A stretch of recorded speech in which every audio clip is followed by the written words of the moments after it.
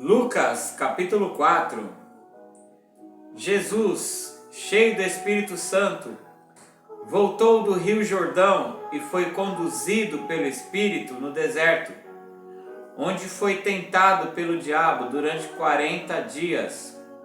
Não comeu nada durante todo esse tempo e teve fome. Jesus se tornou ser humano de verdade. Ele não era um espírito. Jesus se tornou ser humano de verdade.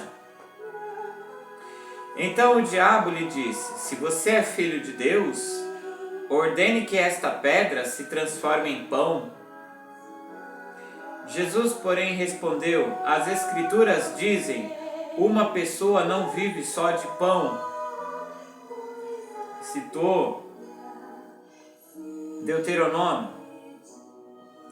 Então o diabo o levou a um lugar alto e, no momento, lhe mostrou todos os reinos do mundo. Eu lhe darei a glória destes reinos e a autoridade sobre eles, pois são meus, e posso dá-los a quem eu quiser, disse o diabo. Eu lhe darei tudo isso se me adorar. Cuidado com o evangelho da prosperidade. Cuidado com promessa de riqueza. Cuidado com promessa de poder. Não é da mão de Deus que está vindo isso, essas coisas na presente era. Muito cuidado. Jesus respondeu: as Escrituras dizem, adore o Senhor, seu Deus, e sirva somente a Ele.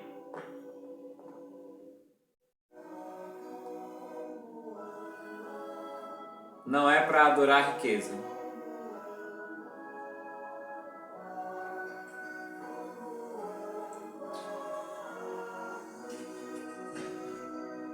Então o diabo levou a Jerusalém até o ponto mais alto do templo e disse: se você é o Filho de Deus, salte daqui, pois as Escrituras dizem, Ele ordenará a seus anjos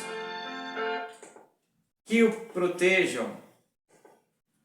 Cansado de ser rebatido pela Bíblia, o diabo usou a própria Bíblia.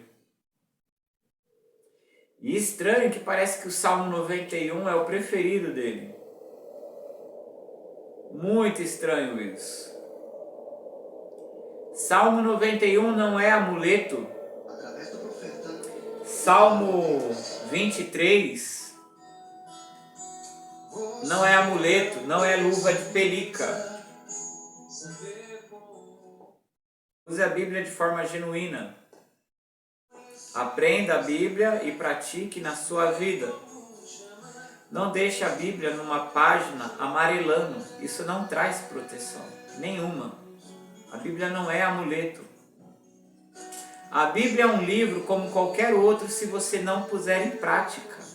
Você não irá experimentar o poder de Deus na sua vida. O poder de Deus que transforma a vida. Vida, referindo-se a caráter. Não se iluda com falsas promessas. Ele ordenará seus anjos que o protejam. Eles o sustentarão com as mãos, para que não machuque o pé em alguma pedra. Jesus respondeu: as Escrituras dizem, não ponha à prova o Senhor, seu Deus.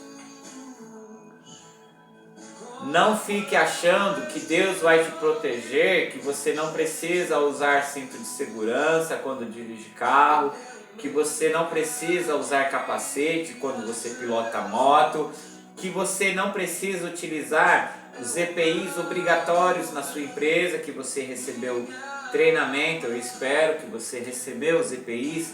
Use-o corretamente a todo tempo, isso é cristianismo. Não é só quando o supervisor estiver vindo, não é só quando o técnico de segurança estiver vindo. Não diga EPI atrapalha, então você não serve para essa profissão. Saia e dê o lugar a outro. Não dê trabalho morrendo no seu trabalho. Se você não serve, não serve. Deixa outro. Deixa alguém que tem o prazer de voltar para casa vivo, com todos os dedos, com o braço, trabalhar. Quando o diabo terminou de tentar Jesus, deixou-o até que surgisse outra oportunidade. Olha, não pense você que você vencendo o mal e tendo a vitória, não virá mais problema algum que o diabo te esqueceu, que ele não vai tentar de novo. Fortifique-se na graça que há em Cristo Jesus. A fé é fidelidade. A fé, no hebraico, deriva de uma palavra que significa treinar. A santificação é um processo, mas não é algo que você deixa para depois. Você nunca vai aprender se você sempre deixar para depois. Mas você vai estar fortalecido se você estiver a todo tempo treinando. É assim que deve ser feito. Não beber, não olhar outras mulheres, não usar droga, não falar palavrão. É um treino. Esteja sempre treinando. Porque quando o diabo volta, ele volta com reforço para o ataque. Não vacile. Esteja alerta. Esteja firme na presença de Deus, na prática da vontade de Deus, meditando na palavra de Deus. 14. Então Jesus, cheio do poder do Espírito, voltou para a Galiléia. Relatos a seu respeito se espalharam rapidamente por toda a região. Ele ensinava nas sinagogas e todos o elogiavam. Disse num vídeo, vou repetir. Jesus era um rabino. Jesus nasceu no povo judeu. Jesus era judeu. Jesus praticou a lei judaica. Ele foi o único que conseguiu praticar toda a lei judaica. E nós, pela fé, nos revestimos da sua justiça. Jesus aprendeu a profissão de carpinteiro, se vestia como carpinteiro, roupa simples. Jesus exercia a prática da pesca, se vestia como um pescador. Mas nos momentos especiais, Jesus colocava uma roupa especial e ele havia estado lá desde a infância, né? Aprendendo, entre aspas, né, como ser humano. E nas sinagogas ele ensinava, ele tinha autorização para ensinar nas sinagogas, porque ele era um rabino. Ele era um rabino. Todos se maravilhavam com o seu espírito, com o seu ensino, né? Porque ele tinha o espírito. Ele não era da escola teológica tal, nem da escola teológica tal. Eu acho que os nomes principais, eu não vou saber se vou lembrar. Não vou lembrar. Então, hoje seriam como o calvinismo e o arminianismo, que ficam se digladiando entre si, né? Onde existem defensores ferrenhos, né?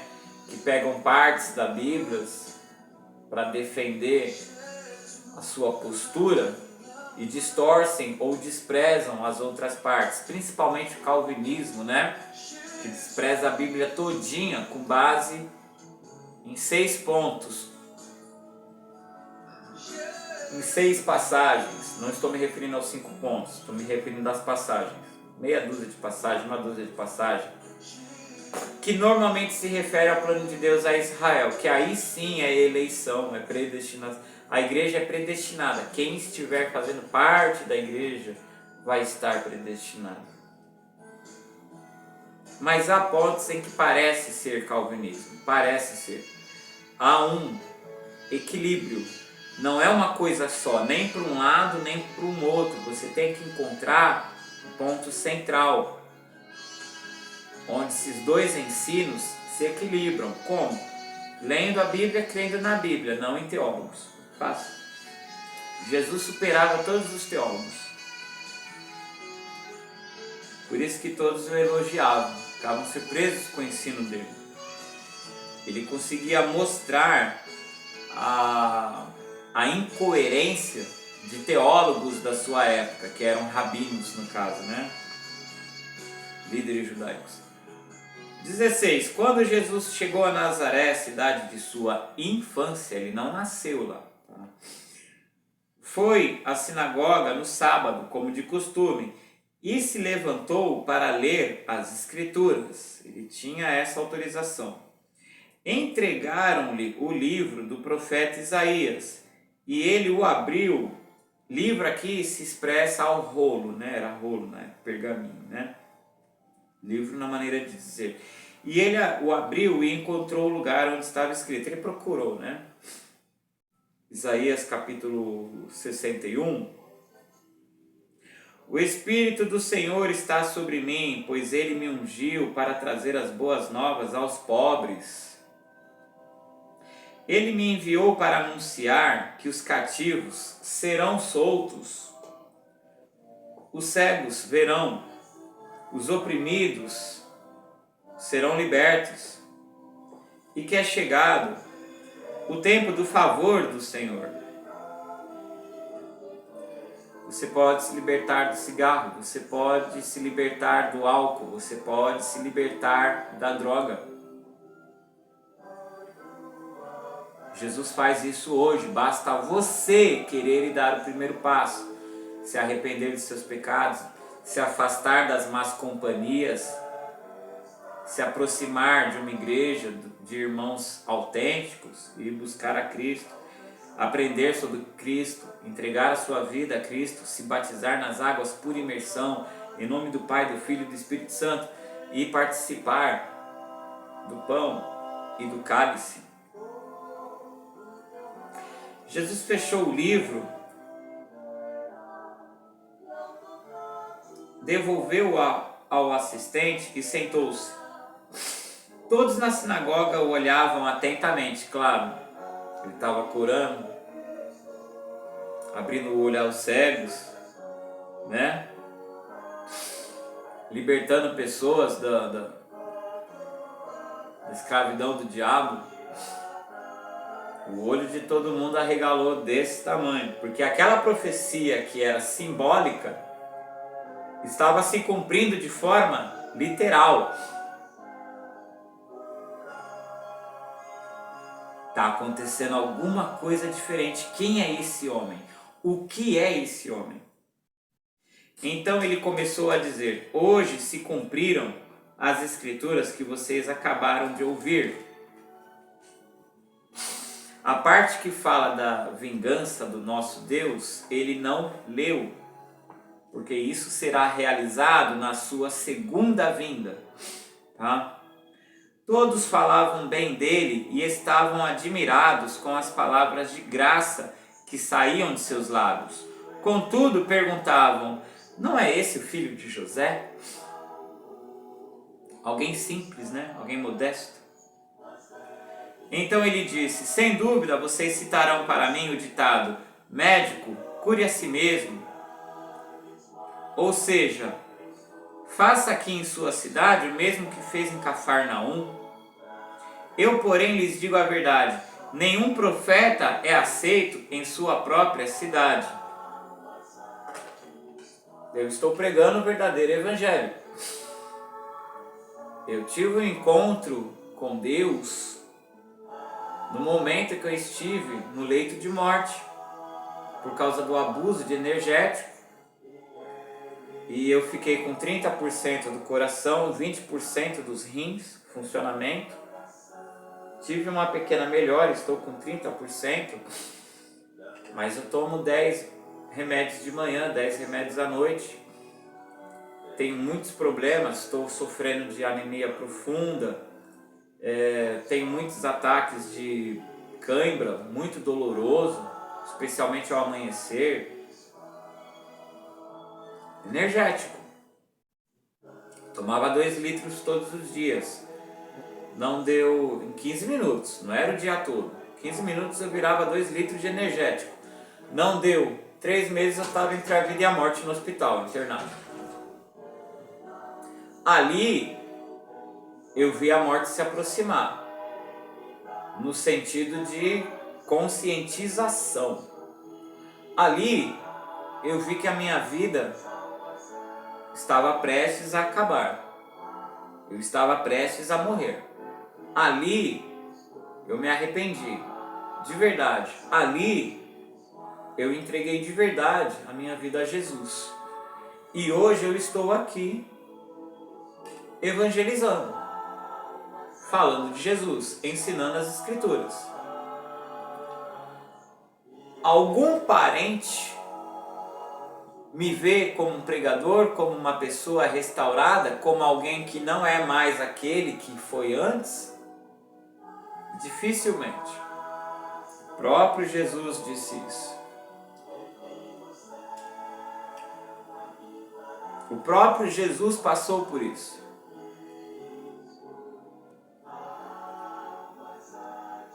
Nenhum profeta é aceito em sua própria cidade. Aqui é uma forma de expressão, né? Um ditado popular, né?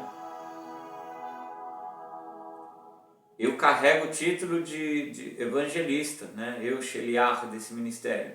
Imagina se eu carregasse o título de pastor, o que não fariam comigo, né? De apóstolo, de profeta. Ainda bem que essas coisas não existem mais, né? Profeta e apóstolo. Por certo, havia muitas viúvas necessitadas em Israel no tempo de Elias, quando o céu se fechou por 3 anos e meio e uma fome terrível devastou a terra. E, no entanto, Elias não foi enviado a nenhuma delas, mas sim a uma estrangeira, uma viúva de Sarepta, na região de Sidom. E havia muitos leprosos em Israel no tempo do profeta Elias, mas o único que ele curou foi Naamã, o sírio. Quando ouviram isso, aqueles que estavam na sinagoga ficaram furiosos, os ciúmes dos outros povos, né? Se cumprindo profecias de Oséias. Levantaram-se, expulsaram Jesus da cidade e o arrastaram até a beira do monte sobre o qual a cidade tinha sido construída. Pretendiam empurrá-lo precipício abaixo, mas ele passou por entre a multidão e seguiu seu caminho. Estava tudo muito bom, estava tudo muito maravilhoso, até chamar a atenção deles, né?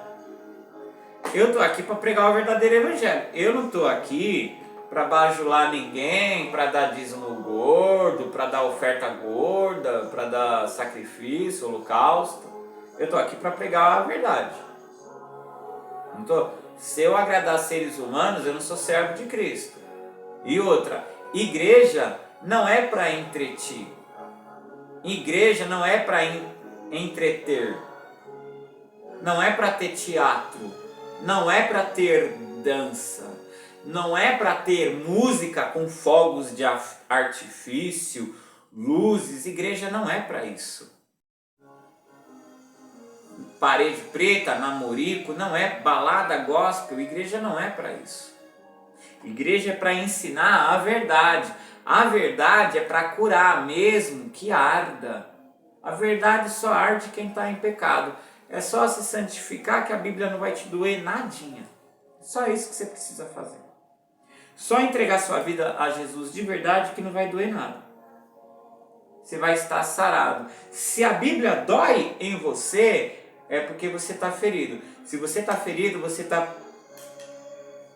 passivo de pegar uma infecção e morrer, espiritualmente falando. Então Jesus foi a Cafarnaum, uma cidade na Galiléia, onde ensinava na sinagoga aos sábados. Ali também o povo ficou admirado com seu ensino, pois ele falava com autoridade. Não tem essa de falar, você não pode olhar para mim, eu sou pecador. Isso é a conversa de quem não vive uma vida de santificação. Eu prego com autoridade. Eu falo que não pode olhar outras mulheres porque hoje eu não olho mulher nenhuma. Eu falo com autoridade porque eu recebi o Espírito Santo. Quando eu tomei vergonha na cara e me converti. Eu falo contra o alcoolismo, eu falo contra o uso de drogas, eu falo contra qualquer outro pecado porque eu abandonei tudo. Eu posso falar contra a homossexualidade, posso falar contra o roubo, eu posso, porque eu não pratico essas coisas, não pratico essas coisas. Não importa o que você tenha praticado na sua vida, se você se arrepender, aceitar Jesus, se batizar, você será salvo, vivendo uma nova vida, diferente daquela vida anterior. Se você tiver que se afastar de antigos amigos, se afaste. Se você tiver que se afastar de parentes, se afaste. Se eles se afastarem de você, melhor ainda, foi livramento. Foi livramento. Até cônjuge, se não prestar, é livramento.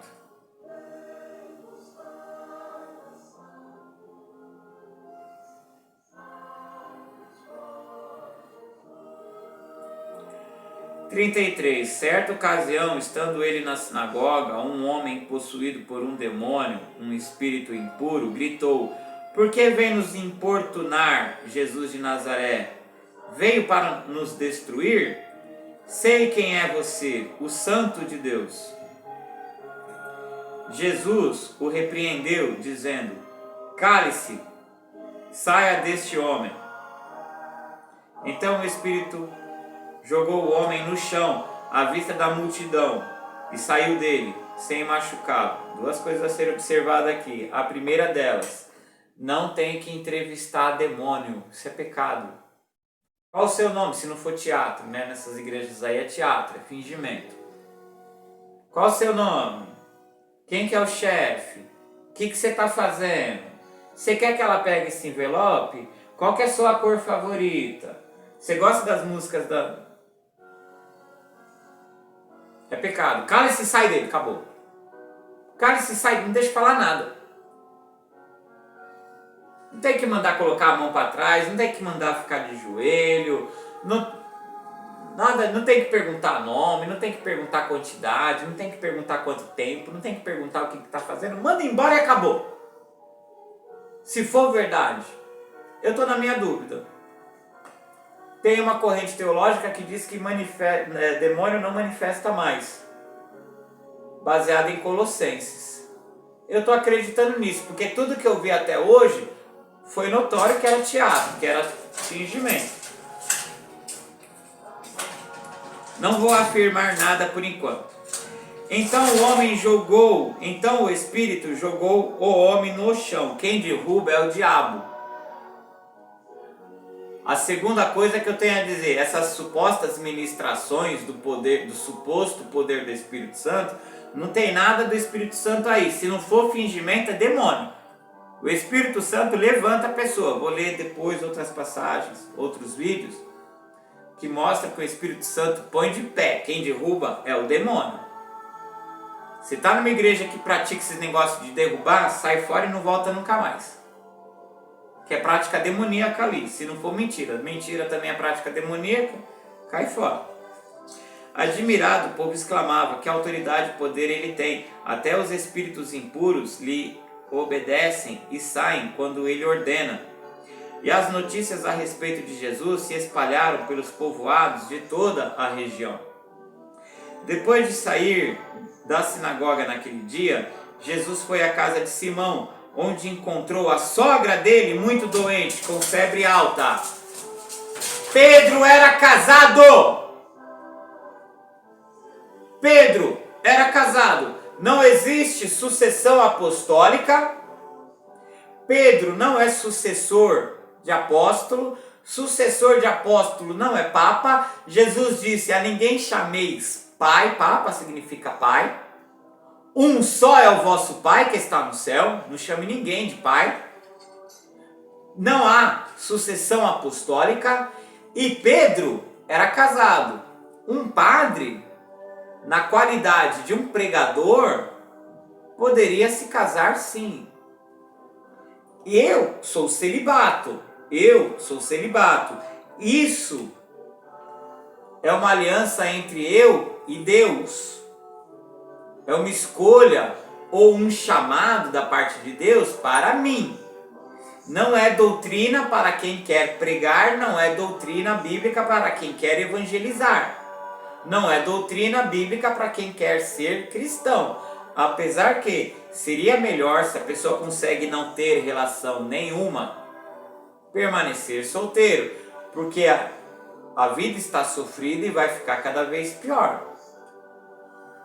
Então você ama seus filhos não colocando filhos no mundo para sofrer. Você ama uma mulher não se relacionando com uma mulher, porque vai ter sofrimento, se não tiver o pior de tudo, que é separação e divórcio. Então, se você puder não se casar, óbvio que vivendo em santidade, não namorando. Se for para viver namorando, tendo relação sexual, então se case e tenha relação sexual só com a sua esposa, lógico.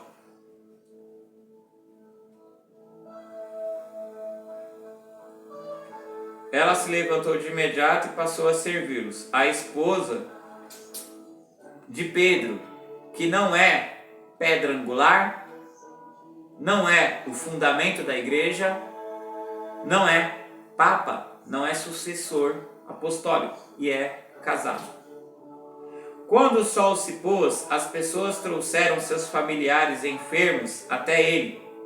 Qualquer que fosse a doença, ao pôr as mãos sobre eles, Jesus curava a todos.